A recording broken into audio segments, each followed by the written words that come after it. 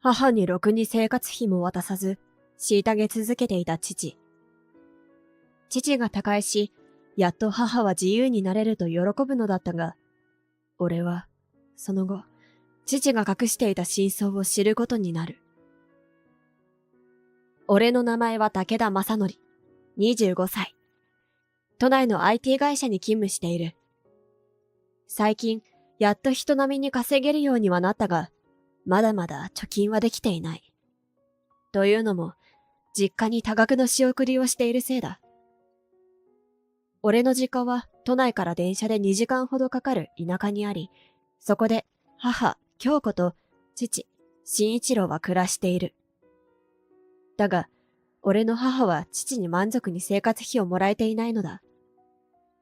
父親は公務員をしており、今では結構な上役だ。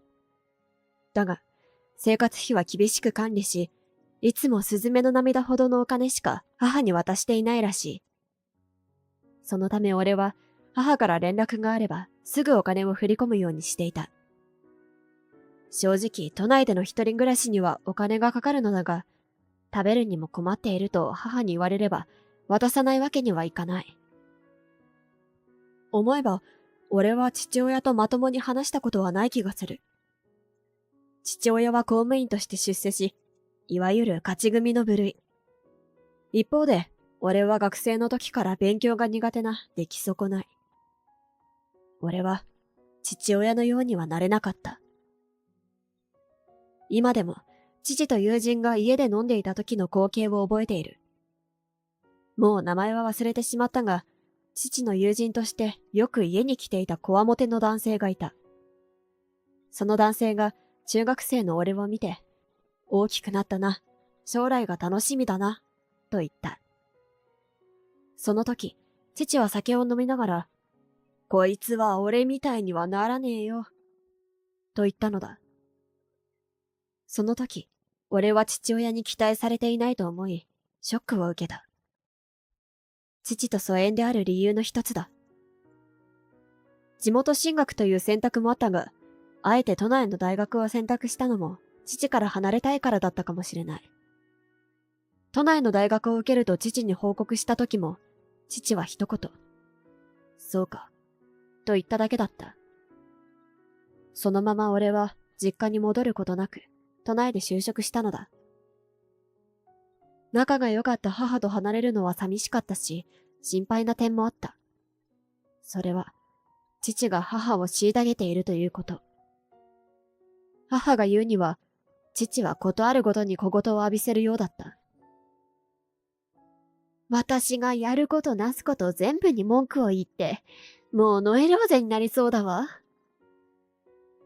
父は俺がいる前では決して母に小言を言わないというところも、父の卑屈さを表しているように思えた。俺は母に、そんな父とは離婚したらどうだと提案したことがある。そして、生活は大変になるかもしれないが、都内に出てきて近くで暮らしてはどうかと。だが、それは無理だと断られた。過去にも離婚を切り出したことはあったが、父は絶対了承しなかったのだ。職業柄、世間体を気にしたのかもしれない。あの父親にありそうなことだ。そんなある日、父親が病気になったという連絡が来た。聞けば、かなり悪い病状らしい。俺は仕事が一段落すれば帰ると言っていたのだが、次に来た連絡は、父が亡くなったという知らせだった。やはり、数年会っていなかったと言っても悲しいものだ。涙こそ出なかったが、俺はもう少し早く実家に帰っていればと後悔した。なんとか仕事を片付け、新幹線で実家に向かった。実家は地主ということもあり、敷地は広大だった。実家に着いたのは深夜だったが、母が出迎えてくれた。泣き崩れているかと思いきや、思ったより元気だった。夫婦ではあったが、二人の間には大きな隔たりや、俺が知らない確執もあったのだろう。おかしいことではない。あまり気にしなかった。父に手を合わせていると、母が夜食を出してくれた。疲れたでしょう。お葬式は明日だから、今日は早く寝て休んでね。礼を言いながら、ふと今を見渡す。忙しかったのだろう。台所には洗い物が溢れ、部屋にはゴミが散乱していた。机の上には何かの請求書の束。俺の視線に気づいたのか、母が、実は、と口を開く。お父さんの看病で家のことができなくって、明日は親戚が来るし、一緒に片付けてくれる？俺はもちろんと返事し、その日は眠りについた。翌日は早朝から片付け、親戚の到着前に何とか全てを終わらせてすぐ、葬儀が始まった。父の葬式は猛烈に忙しかった。喪主は母が務めることになっていたが、母はなぜか会場から何度も姿を消し、ほとんどの打ち合わせは俺がしなければいけなかった。なんとか挨拶だけはしてもらい、バタバタしながら終わったのだった。葬式が終わった後、地元の恒例で親戚たちは家で軽く飲むことになっていた。俺は悲しむ暇もなく、ビールを出したり寿司を手配したりと大忙しだった。だが、母は何かの用事があるのか、ひたすら台所に座ってどこかに電話ばかりしている。おーい、ビールある？はいはい。さすがに俺一人では回らない。俺は台所で座りっぱなしの母に手伝ってくれるように声をかけた。すると、ドン。母は机を拳で思いっきり叩いていった。うるさいわね。私は忙しいのよ。怒鳴る母の姿を見るのは初めてだった。驚いて言葉が出ない。母は言葉を続ける。まったく、やっぱりあんたってお父さんと一緒で気が利かないわよね。お父さんとの生活は苦痛でしょうがなかったわ。まあ、これで遺産3億は入るの。やっと自由に使えるお金が手に入るのよ。母が何を言っているのかわからない。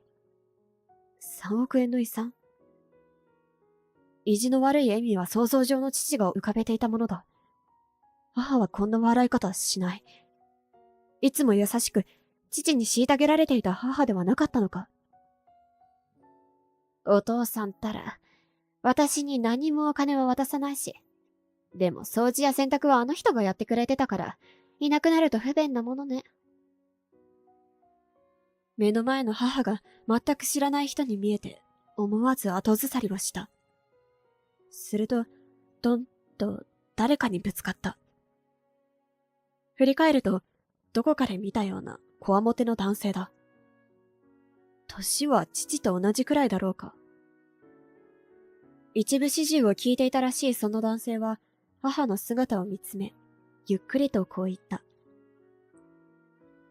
喜んでるところ悪いけど、あなたへの遺産は1円もないですよ。はあ？あなた誰よ？どういうことよ？あ、もう忘れちゃったかな。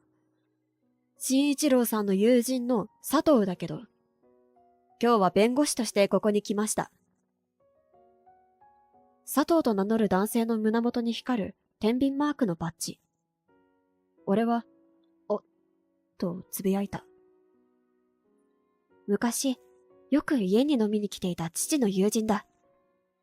あの頃からだいぶ経つが、こわもての顔は変わらない。弁護士だったんですか。佐藤さんは俺を覚えていたようだ。俺を見ると、大きくなったな、と笑いかけた。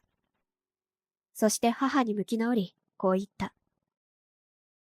私は父さんから葬式の後に京子さんにこう伝えるように言われてきています。京子さんに渡す遺産は1円もないと。どういうことよ。夫の財産とこの土地と家で3億円はあるはずよ。それがあるからこのマンションも契約したの。母は机にタワーマンションのパンフレットを叩きつける。佐藤さんはため息をついて、いくつかの書類を母に突きつけた。それは私の関与するところではありません。とにかく、財産はすべて整理済みです。資産は生命保険にしていて、受取人は正則くんになっています。土地と家の名義も正則くんになっていますよ。つまり、あなたには1円も渡らない。というか、遺産という形では何も残っていないんです。母の顔がみるみるうちに青ざめる。そんな。と言って、母がよろよろと椅子に腰掛けた。俺はそんな様子を見守るしかなかった。すると、佐藤さんは俺に向き合って言った。正則くん、これはお父さんから君に宛てた手紙だ。差し出されたのは、達筆な字で、正則へ、と書かれた白い封筒。気持ちの整理がつかないままだったが、俺は恐る恐るその中身を確認した。そこには初めて知った、父が俺に宛てた気持ちが書かれていた。父が語ったことの真相はこうだった。父は、長年母の浪費癖に悩まされていた。俺が小さい時から、母は生活費を渡すとすべてブランド品や宝石類につぎ込んでしまっていた。いくら注意をしてもその度に泣きわめき、どうしようもなかったらしい。そのため生活費はすべて父が管理し、母へ渡すお金も父が制限するようになった。制限すると言っても、もちろん普通に生活するには十分なお金だ。それでも母は足りないと言って、消費者金融などで借金をすることもあり、その度に父が返済をしていたのだ。このままでは俺の学費も母が使い込んでしまうと考えた父は、俺を引き取った上での離婚も考えていたらしい。だが、豪勢な暮らしをしたい母は烈火のごとく怒り、決して首を縦に振らなかった。裁判を起こそうにも、仕事で忙しい父が俺を引き取るのは難しい。母と二人にして苦しい暮らしを送らせるくらいなら、結局、離婚を選択することはなかった。どちらが人として正しいのか、自明の理だ。母はお金を渡さない父をなじり、家事もすべて押し付けていた。父は、そんな母が俺に自分の悪口を吹き込んでいたのも知っていた。だが、決して訂正することはなかった。あんな母親でも、俺が優しいと信じているのであれば、それを壊すべきじゃないと思っていたようだ。だが、いつか母親の本当の姿がバレるんじゃないか。その時、俺はとてつもなくショックを受けてしまうんじゃないか。父親はそのことばかり気にしていた。だから、俺が実家を離れ、都内の大学に進み就職すると聞いた時は、寂しいながらもほっとしたようだ。だが、就職してから、母に仕送りを求められていたことを父は知らなかった。ある日、ふとしたきっかけでそれを知った父は母を問い詰めた。すると母は、そのために優しくしたんでしょ？私はあの子に死ぬまで面倒見てもらうのよ。と笑ったようだ。その言葉を聞いて、父は自分の遺産は母に1円たりとも相続させないと決意をした。そして友人でもあり、弁護士の佐藤さんに相談をし、母に気づかれないうちに財産の生前整理を行ったのだ。なんで父さんは俺にそこまで。呆然とそうつぶやく。正直、父は俺に興味なんてないと思っていた。俺みたいにはならない、と言っていた通り、俺は父に期待なんてされていないのだと思っていた。違うぞ、正則くん。そう話した俺を佐藤さんは否定した。あいつは、俺みたいにはならないって言った後に、必ず、俺より優秀だよって言ってたんだぞ。あいつはお前のことをいつも褒めていた。お前がどう成長するのか、いつも楽しみにしていたんだぞ。そう、だったんですか。俺の目から涙がこぼれ落ちる。父は、俺に期待していなかったわけじゃなかったのか。